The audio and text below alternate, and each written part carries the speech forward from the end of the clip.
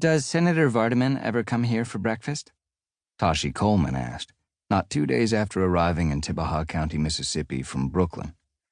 She tried to keep a low profile since coming to town, renting a room at the Traveler's Rest Motel, dressing down in jeans and a threadbare black J. Crew tee she'd borrowed from her ex-boyfriend, a disgraced writer who famously sold a false memoir to HarperCollins. Steel-toe work boots purchased at a vintage shop, black hair in a bun, no makeup, and clunky glasses to make her seem more anonymous. "Sure," said the waitress at a place called the Fill-In Station Diner, an old joint actually housed in an old gas station. A true and authentic greasy spoon with busted linoleum floors and a single-window air conditioner. "Likes grits and eggs, sausage on the side. Decent fella, not a bad tipper. Why you asking?" "Just curious," Tashi said. "His name's been in the paper a lot lately." "Why wouldn't it be?"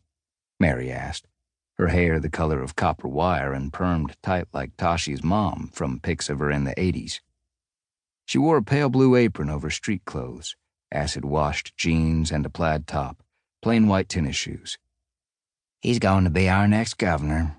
The man believes in setting us back on the right course, back to the way things used to be when I was a girl." "And how was that?" "Simpler times," Mary said, her wrinkled face softening. "Much simpler times. You could sleep sound at night without locking your doors. Neighbors spoke to each other. Families damn well went to church."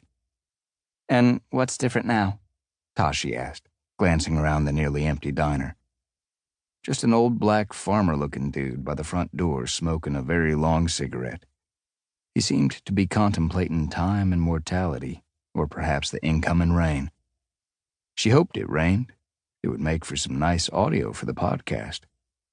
"You mind sitting down with me? I'd like to ask you a few questions."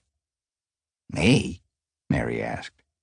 "What do I know about any of this mess?" "I don't think there's anyone better to help me figure out this town." "First time in Mississippi?" "First time down south." "Signs and wonders," Mary said. "I knew you wasn't from here the minute you walked in the door." Tashi felt her face color as she set her iPhone on record and set it across from Mary right by the salt and pepper shakers and Louisiana hot sauce bottle. She self-consciously touched the edges of her thick black glasses. "How?" "What's your name?" "Tashi," she said. "What kind of name is that?" "Indian." "Like Pocahontas?" "My mother was a yogi," Tashi said. "She told me it means good fortune. You know, auspicious. She said she always believed great things would happen to me. I guess she's all but given up on it now." "Oh, yeah?" Mary tilted her head and studied her face.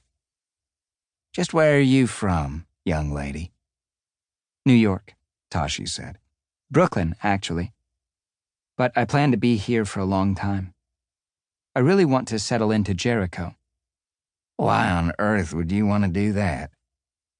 "You don't like it here?" Tashi asked. "Course I like it," Mary said, closing one eye with suspicion. "Just love it. Can't you see it all over this old woman's face?" "I want people around here to know me," she said. "I want everyone to know I'm not just some reporter passing through.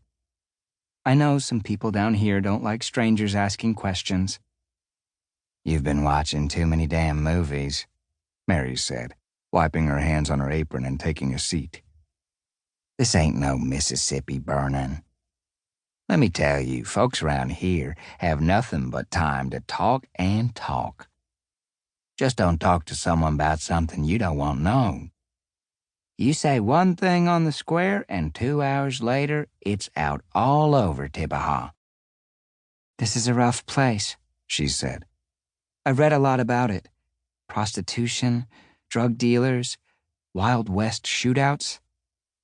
"You mean those old Pritchard boys?" she said. "Unfortunate. Nicest damn boys you ever met in your life.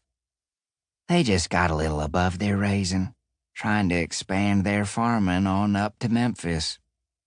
Should have just stuck to what they knowed best.